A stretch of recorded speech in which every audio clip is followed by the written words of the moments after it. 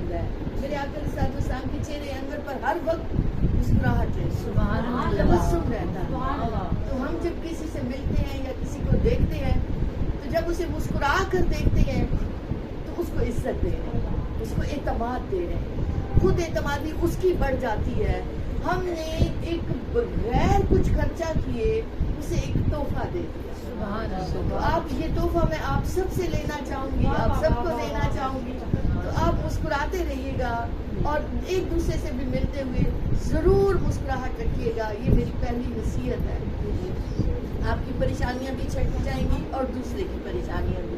تو ایسے ہی چھوٹے چھوٹے طریقوں سے ہم حضور کی سنتوں کو بھی سیکھتے چلے جائیں گے. ہم تو سنا ہے اس خدائے رب ذوالجلال جو عبادات سے بے نیاز, سجدوں سے بے نیاز, جس کی شان ہماری سوچوں سے ماورا ہے. اس نے انسان کو بنایا, انسان سے محبت کی, اس کو اتنی توجہ سے اپنی خلافت, اپنی نیابت, اپنی صلاحیتوں کا وہ ایک منبع بنا کر زمین پر بھیجا اور پھر کہا انی جاعل فی الارض خلیفہ. اس کے لیے سبزہ سجایا, پھول پھل اناج سبزیاں کیا کچھ نہیں لگائی. پھر کہا کہیں اس کی روح کا اہتمام ہونے سے نہ رہ جائے, تو اللہ نے اپنے محبوب کو زمین پر اتارا. ان کا آنا کوئی معمولی بات نہ تھی. حدیث قدسی ہے لولاک ما خلقت الافلاک, اے حبیب اگر آپ نہ ہوتے تو زمین و آسمان کو تخلیق ہی نہ کیا جاتا. تو اللہ نے اپنے محبوب کی خاطر زمین و آسمان کو بنایا, اپنا بھی تعارف کروایا. تو فرمایا اللہ نور السماوات والارض, اللہ زمین و آسمان کا کیا ہے؟ نور ہے. اللہ نور السماوات, اللہ نور ہے. جب اپنے محبوب کی بات کی تو فرمایا قد جاءکم من اللہ نور و کتاب مبین. تحقیق اے اہل ایمان تمہارے پاس اللہ کی طرف سے ایک نور آیا ہے, کتاب مبین, اس کلام الہی کو لے کے. ہمارا ایمان ہے وہ کلام اللہ کا ہے, وہ قرآن بھی نور ہی نور ہے. جب آپ اسے پڑھتے ہیں تو آپ کے دل کے اندر نور اترتا ہے. جتنی آپ تلاوت کرتے چلے جاتے ہیں, جتنا اس کی گہرائی میں اترتے چلے جاتے ہیں, وہ کلام سراسر نور ہے. کیونکہ وہ کس کا کلام ہے؟ اللہ کا کلام. اور کس کے دہن مبارک سے ہم تک پہنچا؟ حضور اکرم صلی اللہ علیہ وآلہ وسلم کے ذریعے. وہ بھی نور, وہ قرآن بھی نور. اس کے بعد اللہ یہاں تک فرماتا ہے کہ جو اللہ کا اور اللہ کے رسول کا ہو جاتا ہے وَجَعَلْنَا لَهُ نُورًا يَمْشِي بِهِ فِي النَّاسِ, کہ ہم اس کے لیے بھی نور بنا دیتے. اب یہاں عام لوگوں کا ذکر ہو رہا ہے, جو ہوتے تو خاکی ہیں, جو بنا ہوا وجود تو ان کا مٹی سے ہے, مگر اللہ فرما رہا ہے کہ وہ لوگ ہمارے ہو گئے, وہ اللہ کے ہو گئے, اللہ کے حبیب کے ہو گئے, وہ قرآن سے جڑ گئے, انہوں نے اپنی زندگی کو بدلا, کردار کو بدلا. وَجَعَلْنَا لَهُ نُورًا, ہم نے ان کے لیے نور بنا دیا. اور پھر فرمایا یمشی بی فی الناس, وہ ظاہراً لوگوں میں چلتے پھرتے ہیں, مگر وہ چلتے پھرتے چونکہ اللہ والے ہیں اس لیے ایمان کی خوشبو پھیلاتے ہیں, دین کی خوشبو کو پھیلاتے ہیں. اس لیے ان کے لیے بھی اللہ نے نور کو پیدا فرما دیا, جو ان کے دائیں بائیں انہیں منور ہو, پر روشن رکھتا ہے. آج میرا موضوع ہے انبیاء کرام میں نبی کریم علیہ الصلوۃ والسلام کی فضیلت. اللہ نے نبیوں کو چنا, انہیں نبوت سے سرفراز فرمایا. جب انہیں زمین پر بھیجا تو ہر نبی کو ایک منفرد شان عطا کر دی. نبی کوئی عام فرد نہیں. اب جب روزے رکھتے ہیں تو, اور جو شخص لگاتار روزے رکھتا ہے نا, اس کو کہتے ہیں عربی زبان میں صائم النہار, کہ وہ روز روزے رکھتا ہے, اس کا دن روزے سے ہوتا ہے. صائم کہتے ہیں روزہ رکھنے والے کو, نہار دن کا, وہ صائم النہار ہو جاتا ہے. جو راتوں کو جاگتا ہے اسے کہتے ہیں وہ قیام اللیل کرتا ہے, وہ قائم اللیل ہے, کہ اس کی راتیں قیام میں گزرتی ہیں. عبادت گزار اپنے کسب سے ہوتا ہے, محنت اپنے کسب سے ہوتی ہے, سخاوت کسب سے ہوتی ہے, صداقت تک اپنی زبان کی سچائی سے ہوتی ہے, امانت داری امانتوں کو سنبھالنے سے ہوتی ہے. یاد رکھیں یہ سارے کام زمین پر اپنے عمل سے اپنے کردار سے ہوتے ہیں. وہ صداقت ہو، وہ امانت ہو، وہ شجاعت ہو، وہ سخاوت ہو، وہ کوئی بھی ایسا عمل ہو. نبوت نبوت زمین پر کمائی نہیں جاتی، عمل سے نہیں ملتی. یہ نبوت اللہ کی طرف سے جنہیں عطا ہوئی انہیں ہوئی، انہوں نے اپنے عمل سے نہیں کمائی. اور اللہ نے نبیوں کو ایسا بنا دیا ہر دور میں کہ جو اس نبی کے ساتھ لگ گیا وہ اللہ کا ہو گیا.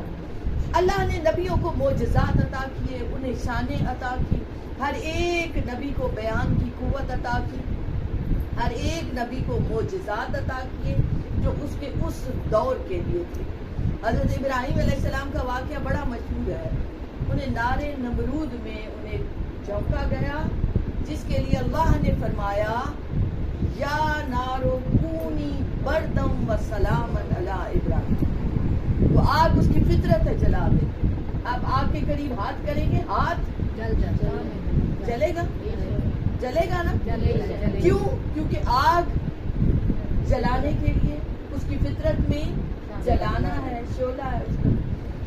لیکن اسی آگ کے لیے اللہ نے جب فرما دیا یا نار اے آگ کونی ہو جا، بردن ٹھنڈی ہو جا، وسلامن اور سلامتی بن جا علی ابراہیم پر. علماء کہتے ہیں کہ اگر اللہ فرماتا تو ساری آگ ٹھنڈی پڑ جاتی، مگر یہاں بطور خاص اس آگ کو اشارہ کیا، اس آگ کو مخاطب کیا جو حضرت ابراہیم علیہ السلام کے لیے جلائی گئی. پھر اگر وہ فرما دیتا تو ساری آگ برف ہو جاتی. نہیں، اللہ نے اسی آگ کو کہا کونی بردم و سلام علی ابراہیم، ابراہیم کے لیے ٹھنڈی ہو جا، ابراہیم کے لیے سلامتی کا باعث بن جا. تو وقت وہی آگ ٹھنڈی ہوئی، حضرت ابراہیم علیہ السلام کے لیے وہ گل و گلزار بن گئی. اگر آپ گھروں میں چولہے جلاتے ہیں انہیں اپنے فائدے کے لیے استعمال کرتے ہیں، اس لیے کہ اللہ نے آپ کو ذہن اور عقل دی، اور اللہ نے وہ اسباب عطا کیے جن کے ذریعے آپ آگ سے منفعت اٹھاتے ہیں، فائدہ اٹھاتے ہیں. آپ سوچیں اگر آگ نہ ہو تو ہمارے کھانے کیسے پکے. پھر حضرت ابراہیم علیہ السلام جب بڑھاپے کو پہنچے اور انہیں اولاد کی امید نہ تھی ظاہراً، کیونکہ ظاہراً اسباب نہیں رہتے جب انسان بزرگی کو پہنچتا ہے، اس وقت اللہ نے انہیں حضرت اسحاق علیہ السلام کی خوشخبری عطا فرمائی. انہوں نے کہا بھی کہ اے اللہ، میں اس عمر کو پہنچ گیا ہوں جہاں اولاد کا ہونا ظاہری کوئی سبب نظر نہیں آتا، تو اللہ کی اپنی شان ہے. اللہ نے حضرت اسحاق علیہ السلام عطا کیے، اور اس کے بعد حضرت اسماعیل علیہ السلام کی حضرت ہاجرہ کے وطن سے عطا کیے.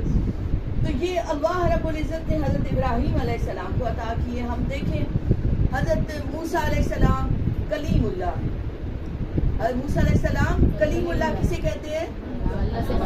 اللہ سے براہ راست کلام فرماتے ہیں، کوئی طور پر جاتے ہیں، باتیں کرتے ہیں اللہ سے.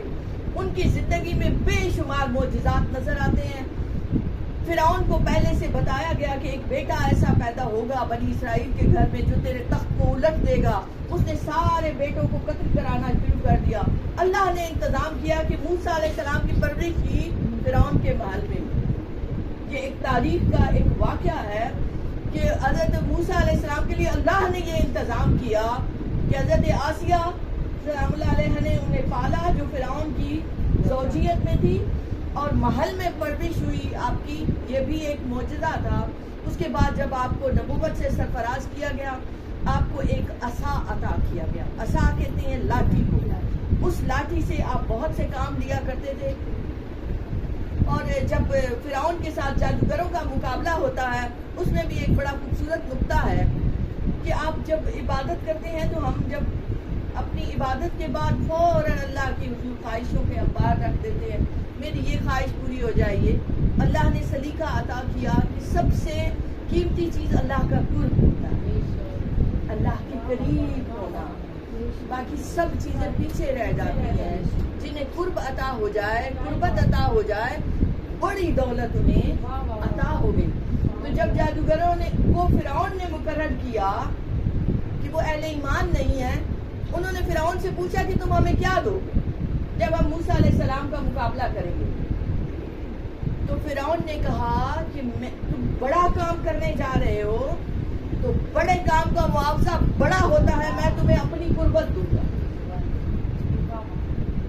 اس نے مال متاع کی بات نہیں کی، اس نے کیا بات کی؟ کہ اللہ نے قرآن مجید میں ذکر کیا، فرعون نے کہا کہ میں تمہیں اپنے قریب کر لوں گا۔ وہ بادشاہ تھا اس وقت کا۔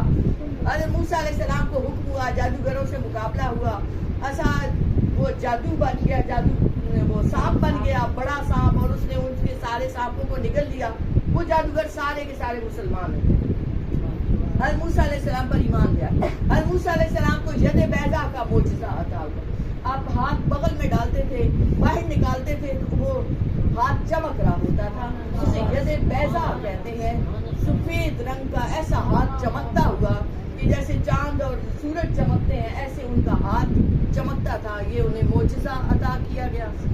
اسی طرح جب وہ بنی اسرائیل کو لے کر گئے تو فرعون کا لشکر پیچھے سے آ رہا تھا، اللہ کے حکم سے انہوں نے اپنا عصا مارا، سمندر دو طرف ہو گیا، درمیان سے راستہ بن گیا۔ یہ بھی حضرت موسیٰ علیہ السلام کا معجزہ ہے۔ وہ بنی اسرائیل کو لے کر اس سے پار اتر گئے۔ اور بھی بے شمار معجزات ہیں۔ بنی اسرائیل ناشکری قوم تھی، نافرمان قوم تھی، بار بار معجزات اللہ کی طرف سے عطا ہوئے۔ جب حضرت موسیٰ علیہ السلام ان کو لے کر چلے، انہوں نے بار بار نافرمانیاں کی۔ پھر حضرت موسیٰ علیہ السلام سے کہتے تھے، میں مختصراً بتا دوں، آگے حضور اکرم صلی اللہ علیہ وآلہ وسلم کی سیرت مبارکہ پر بات کرنی ہے کہ حضرت موسیٰ علیہ السلام سے کہتے ہیں ہمیں من و سلوہ، ہم یہاں کھائیں کہاں پیئیں کہاں؟ اللہ نے من و سلوہ اتارا۔ ایک جگہ انہوں نے کہا یہاں پانی نہیں ہے، ہم کہاں جائیں؟ اللہ نے حکم دیا، ایک پتھر سے 12 چشمے رواں ہوئے، 12 قبیلے تھے کہ سارے کے سارے اپنے اپنے چشمے سے پانی پی لو۔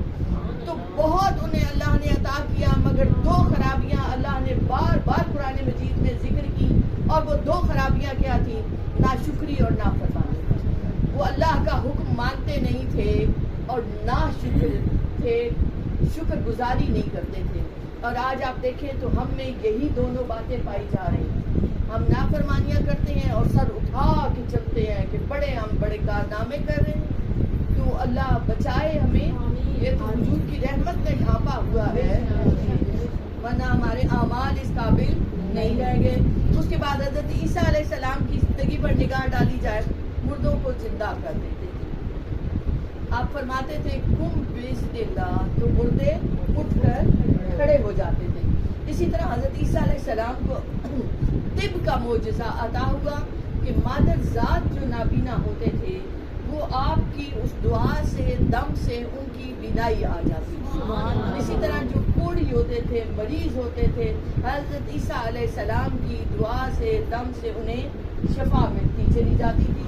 تو ہر ایک نبی کو معجزات عطا ہوئے، اس لیے عطا ہوئے کہ لوگوں میں ان کی شان مبارکہ نظر آئے، کیونکہ عام بندہ ایسے کام نہیں کر سکتا۔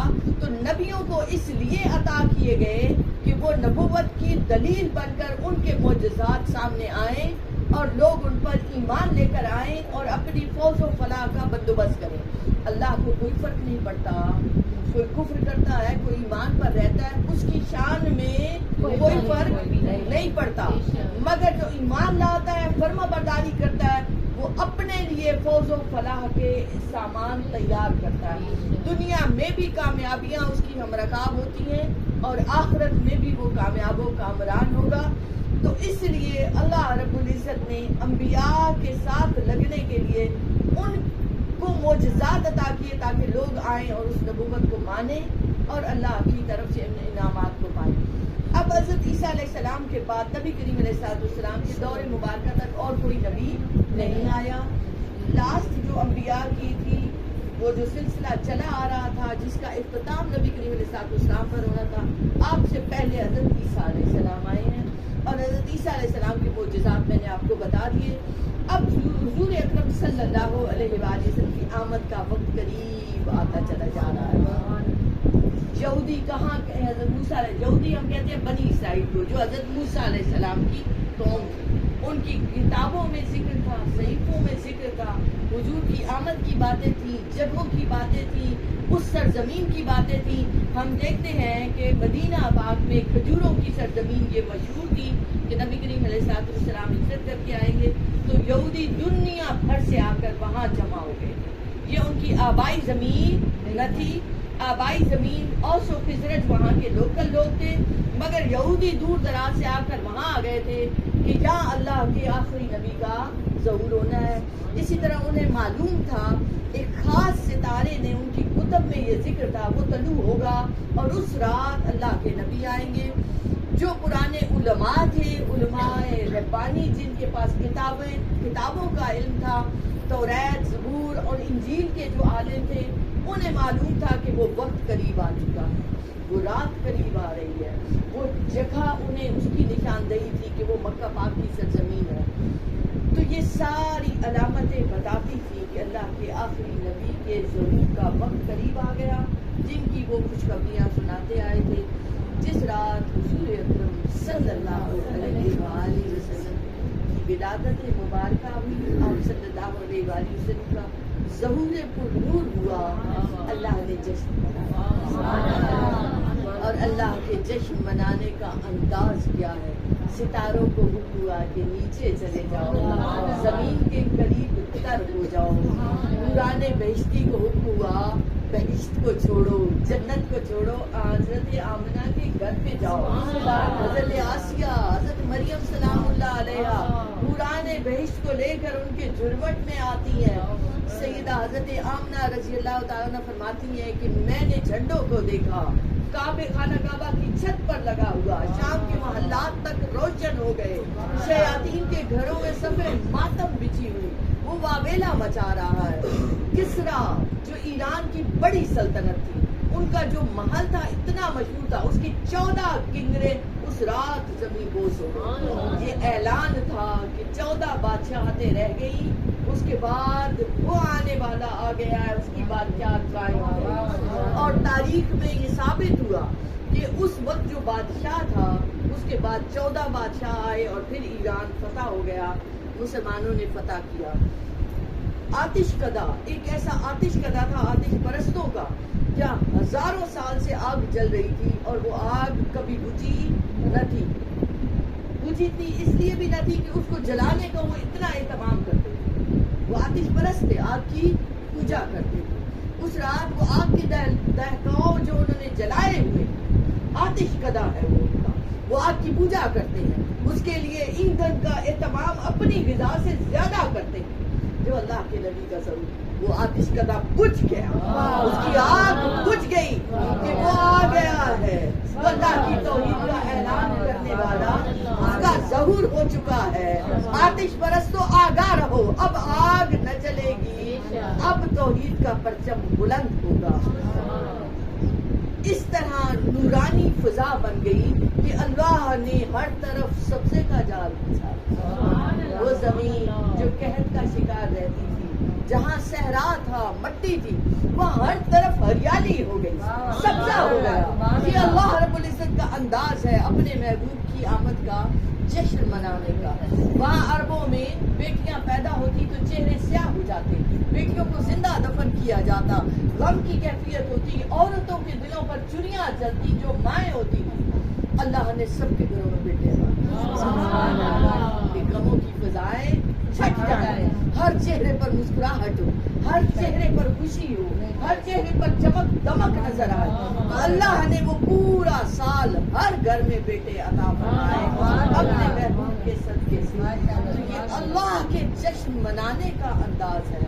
ہم زمین پر حضور کی آمد کے ترانے گاتے ہیں، حضور کی آمد کا ذکر کرتے ہیں، اور ورفعنا لک ذکرک کہ اے محبوب ہم نے آپ کے ذکر کو آپ کی خاطر، آپ کی خوشی کی خاطر بلندی عطا فرما دی.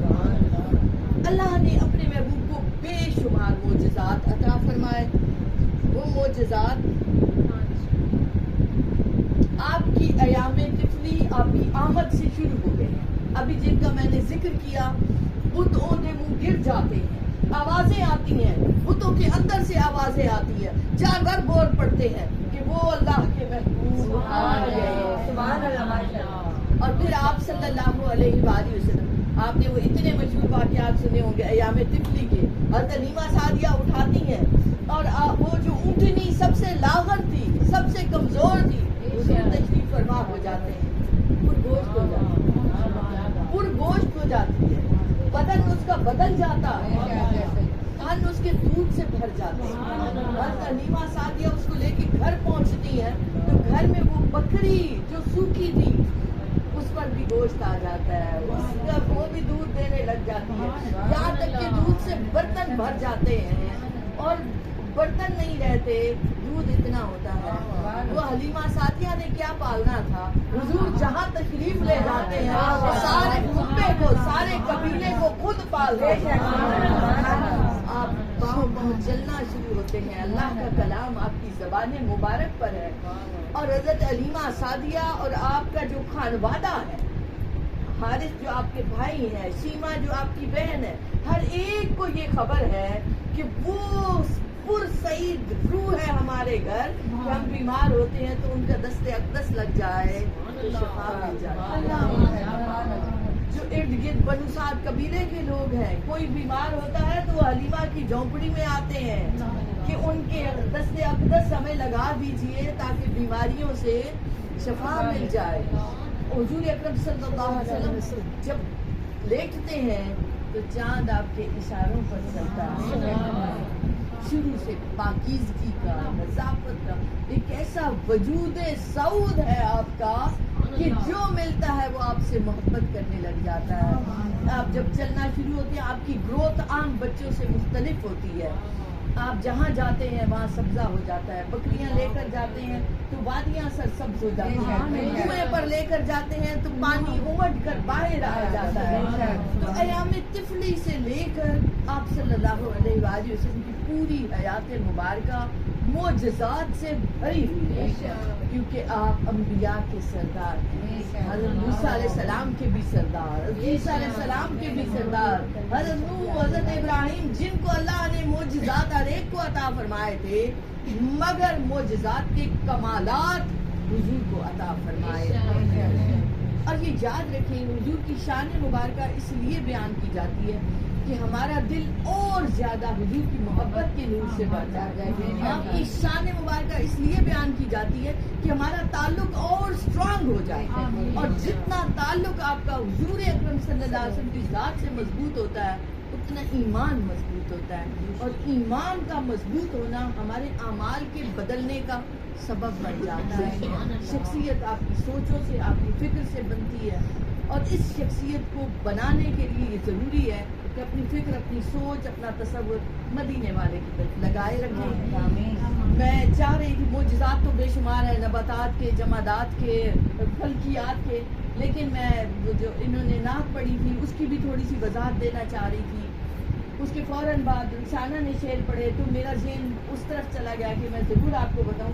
صبح طیبہ میں ہوئی بٹا ہے باڑا نور کا, آگے آپ شعر پڑھتے ہیں, تارا نور کا, کہ حضور سے صرف یہ عالم بشریت ہی نہیں, عالم نورانیت بھی فیضیاب ہوتے ہیں.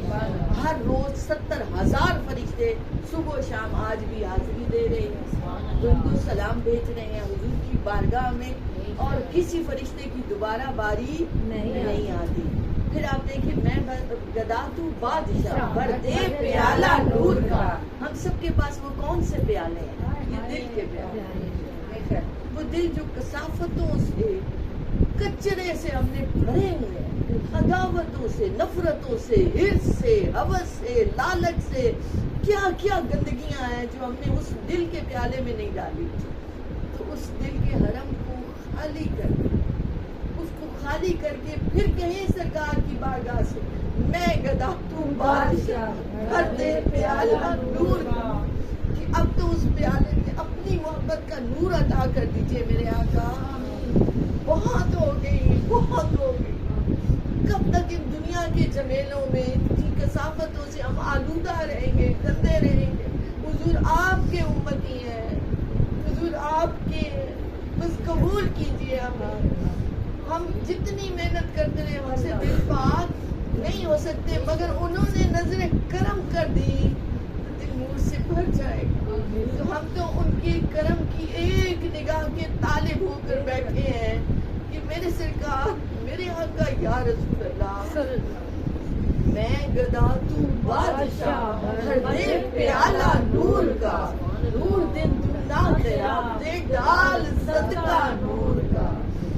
तो मेरे आका अता कीजिए, आप तो नूर ही नूर है, मेरा दिल भी नूर से भर जाए और आपकी नस्ल पाक में है बच्चा बच्चा नूर का। अल्लाह की कसम, उनके साथ तो आम बंदा लग जाए वो नूर से भर जाए।